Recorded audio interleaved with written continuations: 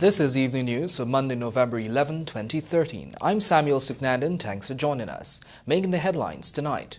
Police involved in multi-million-dollar Port Kaituma robbery. East Coast plunged into darkness after vehicle crashes into power pole.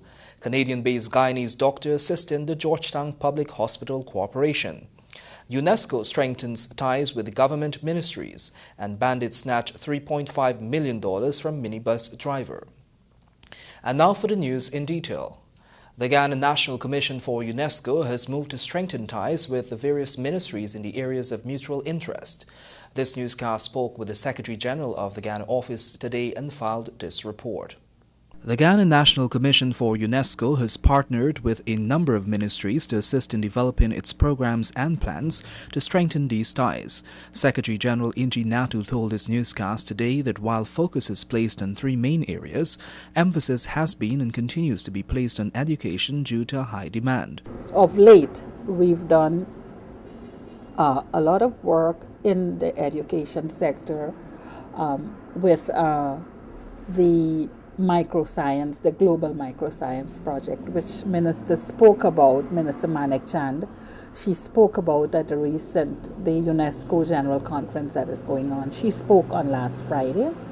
This has been a huge success for Guyana. Natu also stated that the UNESCO office has also been partnering with the Culture Ministry as it seeks to build and maintain Guyana's rich culture and history, now and in coming years. We have just funded a project at the National Archives of Guyana to the tune of $26,000 US to purchase equipment, cameras, scanners, and so on, where they will be able to digitize those old immigration records and records that will keep them in a better preserved way, moving away from paper. The Secretary General for UNESCO Guyana also stated that plans are being made to expand its support for science and technology. As such, a strategic plan is being fine-tuned. We've also been able to get the government of Guyana funding for its policy on effective science and technology, and there's an action plan which I understand was approved by Cabinet some weeks ago, where there is a formal action plan to develop science and technology, not only in schools but in industry and all those places that have to do with quality assurance and so on. The Guyana National Commission for UNESCO has made valuable contributions to education, culture, science and communication over the years and continues to build on the foundation laid with its support. UNESCO is a specialized agency of the United Nations. Its purpose is to promote peace and security by promoting international collaboration in its three key areas aimed at eradicating poverty and create sustainable development for its 195 member countries. For the Evening News, I'm Samuel Suknandan. Several persons remain in custody today, including 3 police officers who were alleged responsible for robbing a gold firm in Port Kaituma. The Evening News understands that the lawmen have also managed to recover an undisclosed amount of cash and gold, which was found at the property of one of the suspects at Blairmont West Coast, Berbice. Police also made finds at Essequibo following the robbery, which saw more than $50 million going missing. Crime Chief Silal Prasad has confirmed that the involvement of the police ranks while offering the forces take on the incident, which had the input of an insider. 3 policemen were among 7 persons still in custody today in connection with a massive heist of gold and cash from a mining company in Port Kaituma, police said. Over 100 ounces of gold were discovered according to sources, and at least $10 million in cash, as checks continue to ascertain the correct amount that went missing during the heist.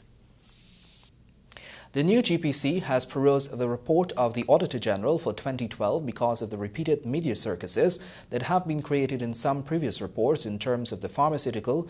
The new GPC's storage facility at Rhineville, Georgetown provides to the Georgetown Public Hospital Corporation and the Ministry of Health. Here's more in this report. The new GPC said that the AG report has erroneous statements contained in it, especially as it relates to the lack of documentations or deliveries, and believes that this is due to the sloppy fieldwork by junior officials in the Office of the Auditor General. The chairman of New GPC, Dr. Ram Roop, is particularly disappointed that these statements, which once again tend to paint the corporation in a negative light. In the course of providing information to a team from the Office of the Auditor General, the New GPC chairman had pointed out that if audit checks at the MOH and GPHC found gaps in the latter's documentation as it relates to transaction with the New GPC, the auditors could contact New GPC officials.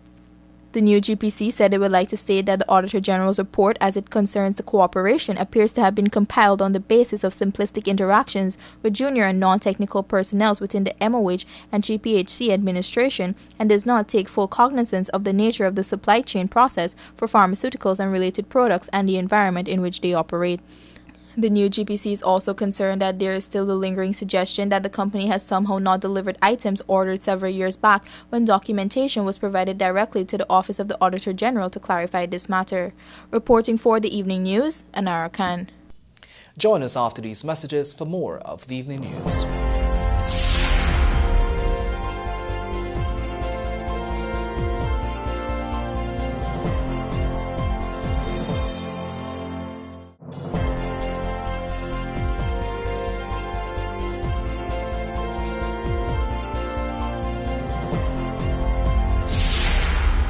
Welcome back. If you've just joined us, you're watching the Evening News. The Partnership for National Unity, APNU, and the Alliance for Change voted down the Anti-Money Laundering and Countering the Financing of Terrorism Bill of 2013 in a move that lacks merit, government's chief whip, Gail Teixeira, said. According to Teixeira, the opposition had no intention of supporting the bill in which Guyana's financial future lies, noting that neither the AFC or the APNU capitalized on the opportunity to table amendments to the bill at the level of the Parliamentary Special Select Committee. Mr. Speaker, we met on October the 14th, and surprise, surprise, when we came to the actual amendments, the honourable members on the other side were not prepared. Were not prepared after 2 months recess. Not prepared. So the honourable member, Mr. Greenidge, can go high and low. And I am willing to go tit for tat with him on every single point he made. But Mr. Speaker, this is not about Gail Teixeira and Greenidge. This is about an issue that is of national importance. The Private Sector Commission said it is disgusted at the treatment by the combined opposition of its petition to Parliament on the Anti-Money Laundering and Countering the Financing of Terrorism Amendment Bill and the bill itself. The details in this report. The Private Sector Commission said it represents those industries that drive the Ghana economy forward while providing the bulk of the employment opportunities and include, as outlined in the petition, Guyana's business community across the country, rice, mining, especially in gold and bauxite, banking and insurance, construction, telecommunications and associated services, domestic aviation, manufacturing, fishing, tourism and forestry. According to the body, state ownership of the productive sector of the economy has failed, as is evidenced today by sugar, the last remaining industry that remains within state ownership. The PSC said the combined opposition saw it fit, despite the economic importance of this stakeholder, to deny the presentation and reading in Parliament of a petition from the private sector, thereby denying a voice to the very people who drive the economy and employ a high percentage of the nation's citizens. The Commission said it remains on record as registering its deep disappointment over the actions of Parliament and holds this 10th Parliament accountable for any damage that may occur to the Ghana economy going forward. Last Thursday, the joint opposition parliamentary parties used its one-seat majority in the National Assembly to block the presentation of the petition which sought to call on them to give support to the anti-money laundering legislation in the interest of avoiding economic hardships and financial blacklisting. The petition, which would have been presented by the People's Progressive Party Civic Member of Parliament Manzoor Nadir, was described as offensive, vexatious, malicious and inaccurate by a Partnership for National Unity Member of Parliament Carl Greenidge. The two-page petition was signed by Chairman of the Private Sector Commission Ronald Webster and Chairman of the Governance and Security Subcommittee of the Commission Gerald Govaya. It details the impact of the non-passage of the Anti-Money Laundering Bill on the financial operations, economic standing, remittances, insurance companies, among other agencies of the country. For the Evening News, I'm Samuel Suknandan. Today, the driver who allegedly caused the death of economist Boland Budu made his first court appearance in the Georgetown Magistrates Court. Anara Khan has the details. 37-year-old Otis Jameson of Lot 290 Thomas Street, South Cummingsburg, appeared before Chief Magistrate Priyasun Narayan Bihari, where he pleaded not guilty to the charge which stated that on November 8 at JB Singh Road, he drove in a manner dangerous to the public, causing the death of Boland Budu. According to the prosecution's facts, on the day in question around 4 hours 50, Jameson was proceeding north on the western carriageway of JB Singh Road in motor vehicle PGG 4671 at a very fast rate when the front of the vehicle collided with two pedestrians who were walking on the western side of the road. Budu was dragged 130 feet while his companion, Bibi Baksh, was pitched some distance from the point of impact. The two were picked up in an unconscious state and taken to the Georgetown Public Hospital, where Budu was pronounced dead on arrival, and Baksh was admitted to the surgical ward, where her condition was listed as critical. Jameson was represented by attorney Peter Hugh, who stated that his client is not a flight risk since he is willing to lodge his passport and made an application for reasonable bail. Prosecutor Bharat Mangru objected to bail, citing the seriousness and prevalence of the offence, along with the fact that if granted his pretrial liberty, he will not return to court. Chief Magistrate Narayan Bihari refused bail and Jameson was remanded to prison, and the matter stands adjourned to November 26th. For the Evening News, Anara Khan.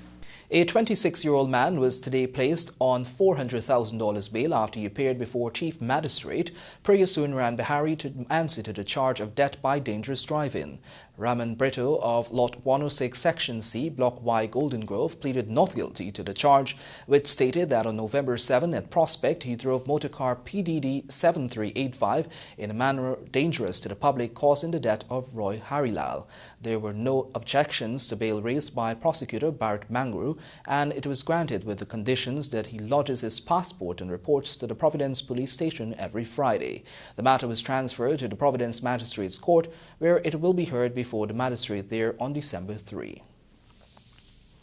More of the evening news after these messages.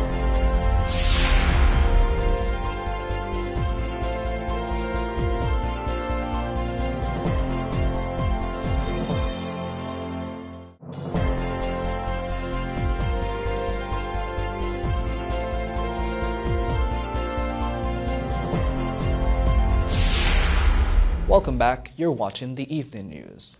The Ghana Police Force today disclosed that serious crimes have increased by 5%, but said greater collaboration is required to combat crimes, especially in Region 4. More details in the Svetlana Marshall report. Though murders have dropped in Guyana, there is an increase in serious crimes in the country. Speaking at a security forum at the Guyana Police Officers' Mess, police analyst L. Dodson said 108 murders were recorded for the period January to October 2013. While there has been a reduction in murders by 7 cases when compared to the same period last year, robberies have increased, moving from 514 in 2012 to 596 in 2013. It was pointed out that gun-related crimes continue to top the chart. Our robberies, yes, there's an increase. Our gun crimes, a relatively small increase. We have a drop in robbery on arms or the instrument. Our robbery with violence, an increase by 25%, the percentage change of 25 percentage points. Our robbery with aggravation, a drop by 7 percentage points. Our larceny from the person, a slight increase. And our burglaries, an increase by 50 percentage points. And bells, a drop by 2 percentage points.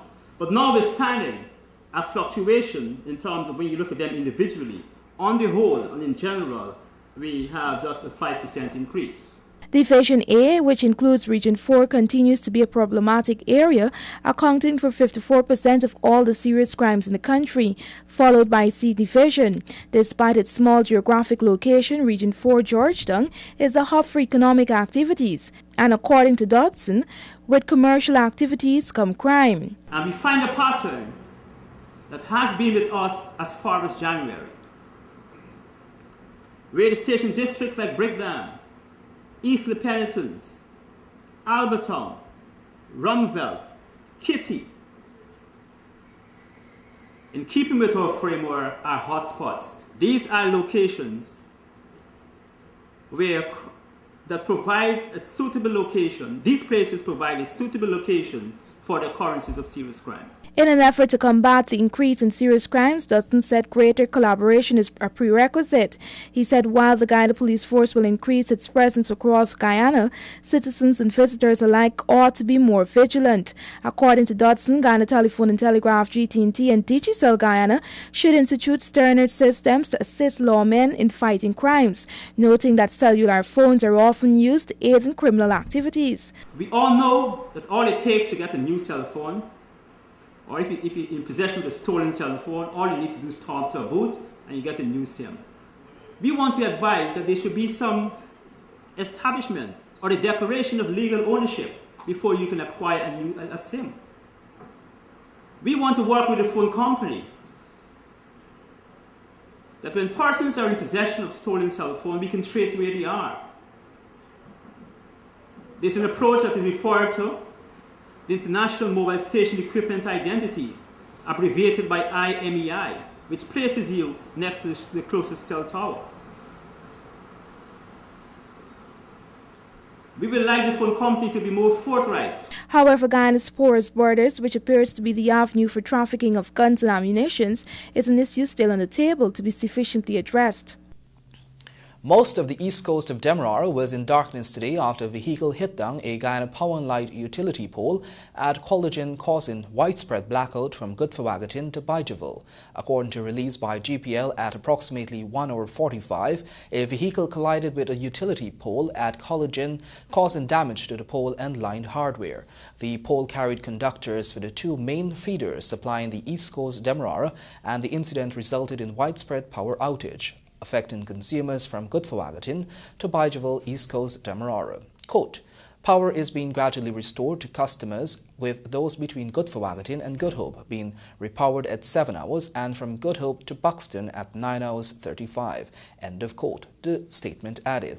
According to GPL, while repairs are affected by the inclement weather, it is working to ensure that power is restored to customers between Buxton and Bijaville Mahaica by 15 hours. GPL said it has consistently pleaded with road users to exercise due caution when using the roadways in an effort to avoid incidents of this nature. The company again renewed the call, especially to operators of heavy equipment, to be vigilant while traveling in the vicinity of networks to avoid unnecessary damages to property and inconvenience to customers. A Canadian-based Guyanese doctor has returned home to give support to various departments and clinics at the Georgetown Public Hospital Corporation. The details in this report.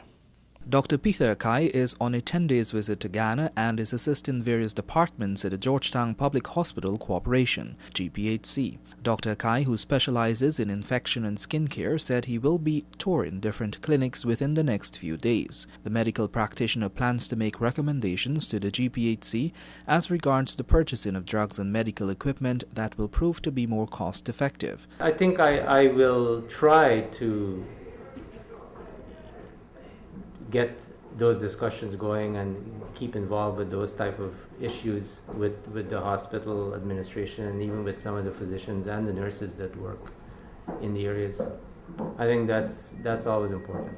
According to him, while his stay is considered short and he would not be able to do all that he would like to, he hopes to give of his best. The Guyanese doctor has already held lectures at the GPHC with nurses and doctors in various departments and plans to do another session with another batch of health practitioners. Dr. Akai lauded the work being done at the GPHC and said that a mixture of doctors and exposing local doctors to overseas training will help to boost medical care at the hospital. So you have a lot of action going on in this hospital.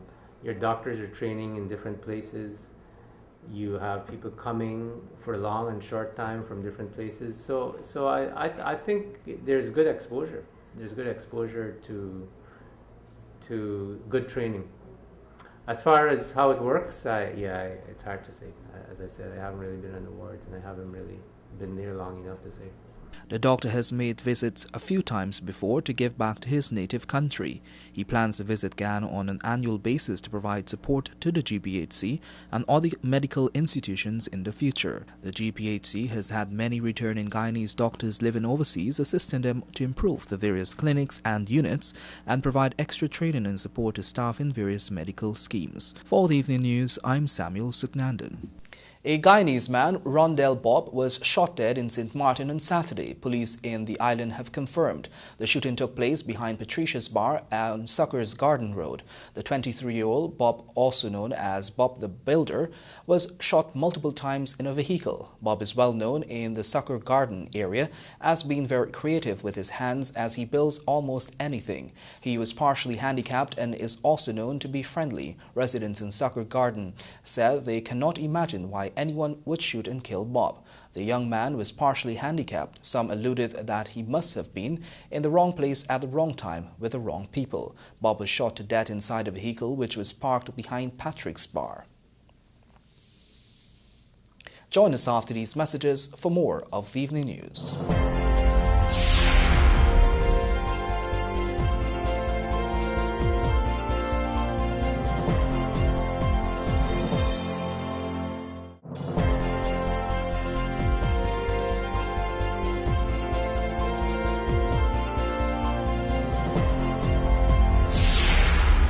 Welcome back, and now for a look at some more news. A man was shot in his left hand when bandits attacked him Sunday night at Silver City, Linden. Police said in a release that about 20 hours 40 Sunday, Clayton Thompson, 42 years old, of Silver City, Wismar, was walking along the main road at Silver City when he was held up by two men armed with a handgun and a cutlass. During the robbery, the victim was shot and injured his left hand by the perpetrators, who took away his jewelry and escaped. Clayton Thomas was treated at the Mackenzie Hospital and sent away. 3 men have been arrested and an unlicensed .38 revolver recovered by the police as the investigations continue. President Donald Ramotar, Prime Minister Samuel Hinds, along with members of the Ghana Defence Force and the Diplomatic Corps, yesterday assembled at the Cenotaph to pay tribute to the fallen men and women who fought in World Wars I and II. Anara Khan has the details. This service is held every year to remember those brave persons who gave their lives in both world wars. In his address, President Donald Ramotar said that Guyana is forever in debt to them for their supreme sacrifice in the cause of peace and freedom. Their examples strengthens our resolve to maintain our efforts for a world at peace with justice and prosperity for all peoples. On this solemn occasion, we, the citizens of the Republic of Guyana, rededicate ourselves to the search for peace everywhere and renew our commitment to the development and well-being of our beloved country. Armistice Day, Remembrance Day, or Poppy Day, as some would call it, is celebrated on November 11th or the second Sunday in November.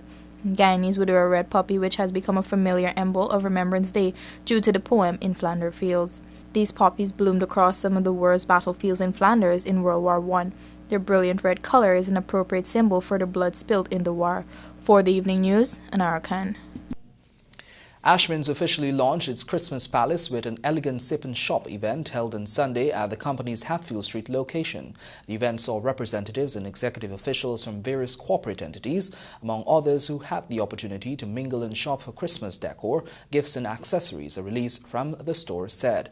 In addition, the invitees were fully entertained with live melodious steel pan and jazz music and were treated to finger foods and cocktails. Ashman's also took the opportunity to formally introduce 2 other newly opened apartments, Fashion Girl, where persons had the chance to browse and purchase from its 2013 Christmas collection of fashion jewelry, and Dazzle Custom Apparel, which enticed persons about the unique gift ideas, including customized photo crystals and custom printed mugs, clocks and other novelties.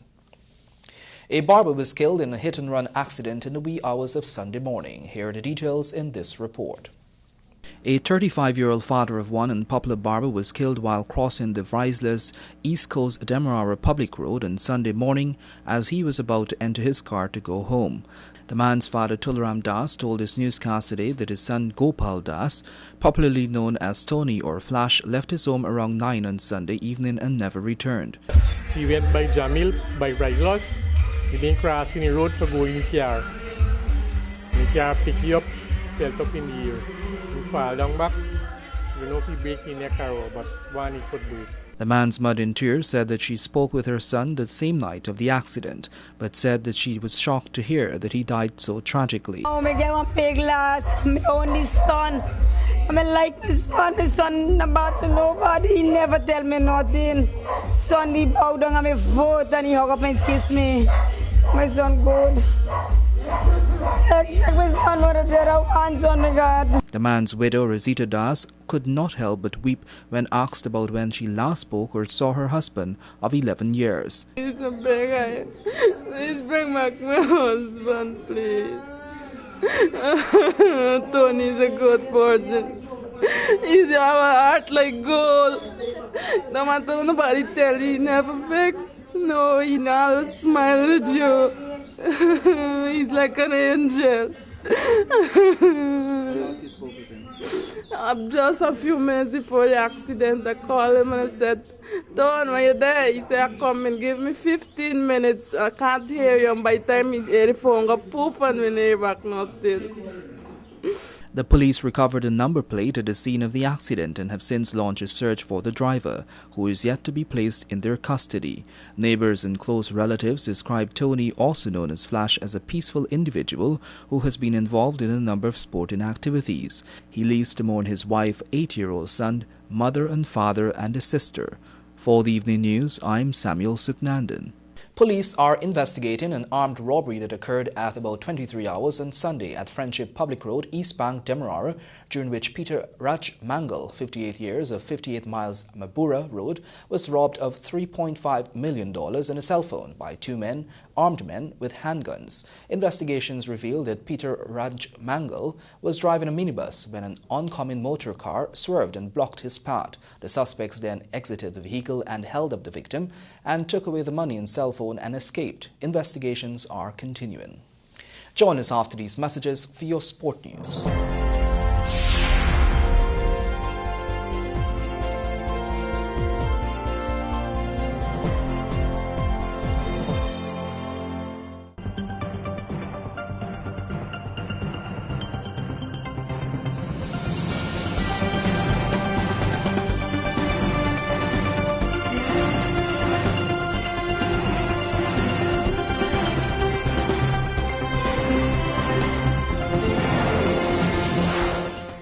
Welcome back, and now for a look at sport in your headlines. Trophy Stall and New York Better Hope crowned champions. Warren McKay wins Diamond Mineral Water 14th Annual 50-mile road race. And Suknandan wins 2013 MacCorp Invitational Golf Tournament. Trophy Stall and New York Better Hope were on Sunday evening crowned respective champions in the Open and Masters categories of the 2013 Guyana Floodlights Softball Cricket Association GFSCA Guyana Softball Cup 3, which concluded at the Georgetown Cricket Club ground border. Avinash Ramzan was there and has this report. In the Open final, Trophy Stall romped to a commanding 9-wicket win over Wolves Warriors in an exciting encounter at the world-famous GCC ground border. Wolves Warriors made an inadequate 126 and Trophy Stall replied with 130 for 1 from 15.4 overs. Eventual MVP Fazil Rafiq was the star of the show, claiming 3 wickets and hitting 59 for Trophy Stall. He received the gold bracelet for his performance, compliments of Steve's jewellery. Wolves Warriors captain Amrit Rai explains what went wrong for his team in the final. Well, first of all, the toss, I was looking to win the toss, so I would have had a better chance to win the game. But you think today Trophy Stall was the better team? Yeah, they did outplay us, all wrong performance in the field, bat, bowl, everything they do right, and they come out victorious better than us. In the Masters final, New York Better Hope defeated local side Industry Super Kings by 5 wickets. Industry Super Kings made 117 all out, to which New York Better Hope replied with 120 for 5 in the final over. Jagdish Prasad of Industry Super Kings was voted the Masters MVP. The tournament was organized by the Guyana Floodlight Softball Cricket Association for the 3rd year in a row and received tremendous corporate support from the private sector. A total of 26 teams from Guyana, Canada and New York participated in the 3-day competition, which bowled off last Friday. Warren McKay sprinted away with the 14th Diamond Mineral Water Annual 50-mile road race on Sunday. In brilliant sunshine, the grueling event, which rolled off at Wales, proceeded to Bushy Park and finished at Schoonard, saw McKay win the event in 1 hour 54 minutes and 8 seconds. He also carted off 3 of the 8 sprint prizes in the process. The Rima Bikers Club won ahead of Akeem Wilkinson, Hamza Eastman, Mark Harris, Delroy Hines and Jerron Williams. Other categorical winners on Sunday were Eastman, Jamal John, Ozia McCloy, Esau Oselmo and Walter Isaacs. Canada-based golfer Jaipal Suknanan on Saturday won the Macorp Invitational Golf Tournament at the Lusignan Golf Course. Rajiv Bisnaut reports. Suknanan, the 2007 Guyana Open winner, shot 2 over par to finish with a net score of 65, playing with a handicap of 7. He won on a comeback against Dave Mohammed with a handicap of 25, who had also finished with a net score of 65. Dr. Philbert London, with a handicap 28, placed 3rd with a net score of 67. In the ladies' department, it was all Christine Sukram, as she walked away with both the net score and gross scores trophies. Sukram, the country's most dominant female player for almost a decade, ended with a net 73. Playing with a handicap of 10. The closest to the pin award was won by Robert Hanuman, while the longest drive prize went to Roger Rajkumar. Meanwhile, Managing Director of Macrop, George Medina, a player himself, spoke about the importance of golf and tourism at the presentation ceremony. We try to make Guyana as a very important destination for golfers to come to this region and stop here and enjoy the time. The only thing that we need to look for is support from the government to grade up the road and have some other improvements to make the visitors to have a very good impression about how Guyana is. Remember, you can read about these and other stories in tomorrow's edition of the Ghana Times newspaper, which can be purchased from vendors across the country. When you're not reading our newspaper or watching TVG Channel 28, do remember to tune in to RGI on 89.3, 89.5 or 89.7 FM. Your bridge reports are next.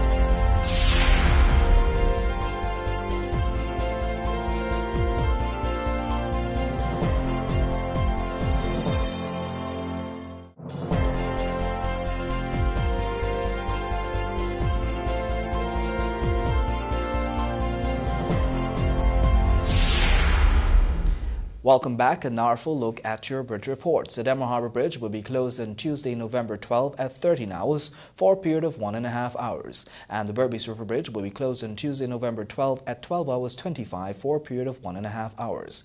That's your Monday, November 11, 2013 edition of the Evening News. I'm Samuel Suknandon. Thanks for joining us.